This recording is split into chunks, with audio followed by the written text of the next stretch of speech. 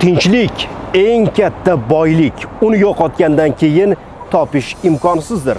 Buni yaxshi bilgan ichki ishlar organlari xodimlari tunu kun xavfsizlikni ta'minlash uchun xizmat olib borishadi. Assalomu alaykum. Siz UzReport telekanalida tezkor chaqiruv loyihasining navbatdagi sonini tomosha qilyapsiz. Uzoqlashmang, sababi biz boshladik.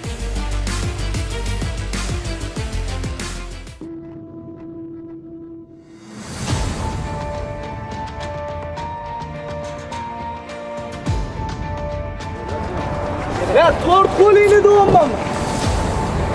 Qo'lingni tortma. Bosh aralashmang.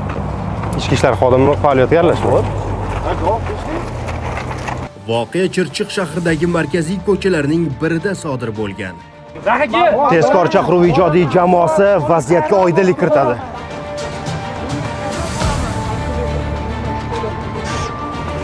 Ichki ishlar organlari xodimlarining qonuniy talablarini bajarmagan, ularga qarshilik ko'rsatganligi uchun javobgarlik mavjud. Bir necha fuqarolar spirtli ichimlik iste'mol qilib, boz ustiga ko'chani o'rtasida janjal ko'tarayotganligi ma'lum bo'ldi. Nargi patrulni chaqiringlar, gay. Nima bo'lyapti? Kelyapman. Shuni xonaga olib boringlar. Gay chaqiryapsiz. Aka, nima bo'lyapti? Kelyapman. Men ham bilmayman. Tushirib beraman. Avtobusga olib turing bo'ldi, biz tashab kelamiz. Qo'lim qisqashadi, danga. Sal bo'shatib yuborsin. Agar Xo'p, nima bo'ldi? Agar borchi men qarshilik qilsam. Ha. Kamera olayotgan qarang-da. Yo, siz 100 ga yopamiz 100 ni. Yo, xavotir olmang undan. Nima bo'lganligini gapirib beringlar. Aka. Erkakmiz-ku, aka. Erkakmiz-ku dangal. Erkak bo'lsa gapirib bering. Bo'ldi, erkakmiz-ku. Mana o'zidan so'rashini burildi-da ushladi xolos. Biz ketib turaylik. O'zidan o'zimi. Zerikkandan qilmasa kerak. Kim haqoratladi hozir? Tutmadim. Yaxshi ham holatga patrul post xizmat xodimlari vaqtida yetib kelishdi va sodir bo'lishi mumkin bo'lgan kattaroq bir janjalning oldini olishdi. Hudud bo'ylab to'liq patrullik qilib aylanib ketayotgan vaqtimizda yo'l chetida 5 nafar fuqaro o'ziga-o'zi urushayotgani, ya'ni jamoat joyida janjal qilayotganligiga ko'zimiz tushdi. Kimsalar nima sababdan urushyapsizlar deganimizda bizga qo'pol munosabatda bo'lib, sha'nimizga va formaga qattiq tegadigan so'kinishlar bilan bizga muomala qildi. Avtopatrulga o'tirishini va xonaga borishini talab qilganimizda bizga qo'pol qarshilik ko'rsatib, turli kurakda turmaydigan so'zlar bilan haqorat qilib, holat yuzasidan uchastkavoy xonaga, ya'ni MTPga boramiz va ularga tegishli chorasini ko'ramiz. Ma'muriy javobgarlik to'g'risidagi kodeks 195-194 moddalari bo'yicha bildirgisini yozib, hududiy profilaktik inspektoriga topshiramiz. Insonga aql ishlatish uchun berilgan, janjal ko'tarish uchun emas. Shunday ekan, aqlingizni ishlating va aqlli insonlardek ish yuriting. Tungi reyd va nazorat tadbirlarini tezkor chaqiruv ijodiy jamoasi Chirchiq shahar probatsiya xizmat xodimlari bilan hamkorlikda olib boradi.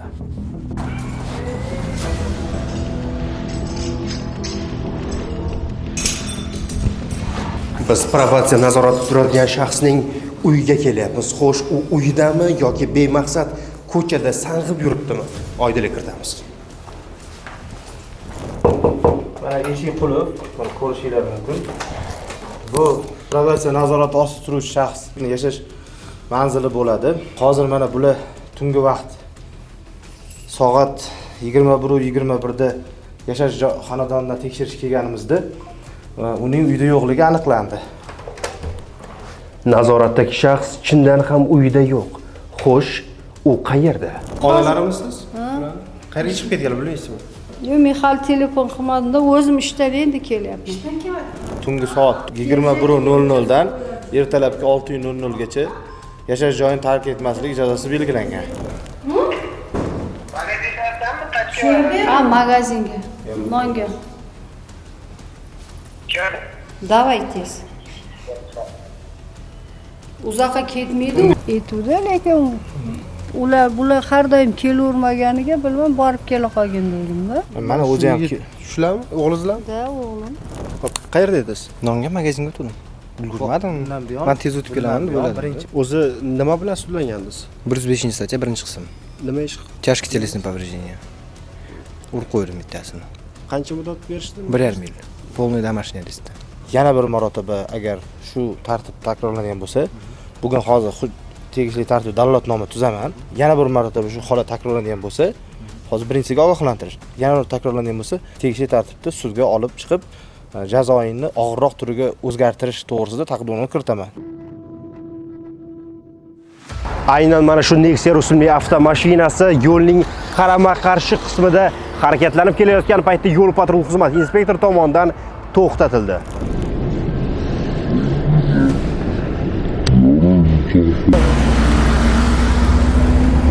Assalomu alaykum, yo'l patrul xizmati inspektori Mavliyev. Bu qarama-qarshi harakatlanib kelyapsiz, hurmatli haydovchi. Yo'l belgilariga amal qilmaysizmi? Narigi tomondan kelayotganda mana ko'rinib turibdi. Qarama-qarshi harakatlanyapti. Yo'l belgisi bor-ku, ajratib qo'ygan yo'laklari belgisi bor. Mehmonadek ajratib bilmay qoldik-da, mana yo'lga qarab keladi. Hujjatlaringizni taqdim qiling.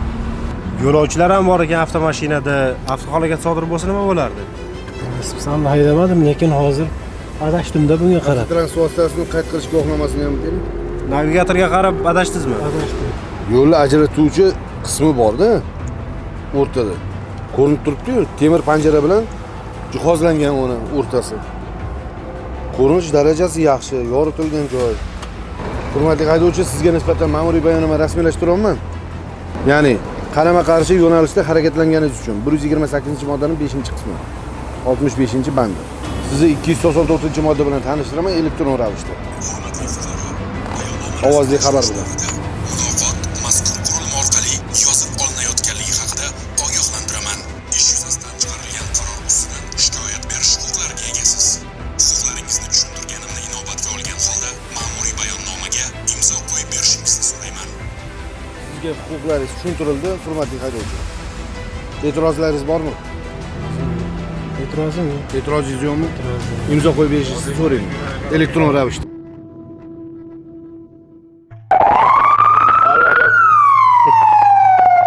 Ket.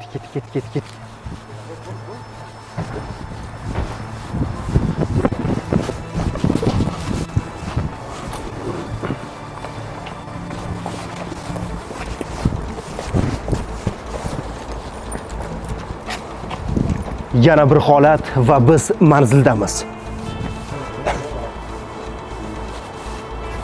Nima bo'ldi o'zi? Ichib olganlar baqir-chaqir qilib to'polon qilyaptilar kechasi. Keyin buni bosdim tugmani. Ha, tugmani bosdim, mana 2 minut yetib kelishdi. Markaz tomonidan vizit berildi. Biz yetib keldik.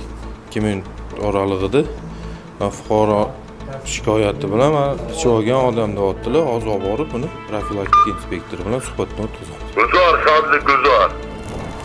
Tungi soat 12 ga yaqinlashmoqda va ko'chada janjal ko'tarib, mana shu yerlik fuqarolarni tinchini buzgan mast erkaklar norozi bo'lib, shu yerlik fuqarolardan biri ushbu tashvish tugmasini bosadi. Yaxshi ham xodimlar vaqtida yetib kelishdi va janjalni oldini olishdi. Nima bo'ldi? Bittasiga keluvdim, pul kerak bo'ldi, ochmadi-da eshigimni. To'rtta taqildatdim, yo'q. Ozgina aniq janjal qilib nima qilyapgan, sal ko'proq ichib o'rgan edim. Nima uchun janjal qildingiz? Amak yoshingiz ham katta ekan. Endi ozgina pul qarzi bor edi-da endi shunga kelib. Qarz olgani keluvmidingiz? Qarzi bor edi, shunga kelib ozgina ichgan edim. Ushbu holat yuzasidan fuqaroning arizasiga ko'ra, murojaatchining arizasiga ko'ra 183-modda bo'yicha mayda bezorilik tungi vaqtda fuqarolarning tinchlik va osoyishtaligini buzuvchi xatti-harakat sodir qilgani uchun fuqaroni huquqbuzarlik sodir qilgani uchun javobgarlik masalasi ko'rib chiqiladi. Hurmatli fuqarolar, agar siz ham o'z xonadoningizda mana shu kabi tashvish tugmasini o'rnatmoqchi bo'lsangiz, tezda 1131 raqamiga qo'ng'iroq qiling va xodimlar tezkorlik bilan yetib kelishadi va tashvish tugmasini o'rnatib berishadi. Bu esa sizni xavfsizligingizni to'laqonli ta'minlaydi.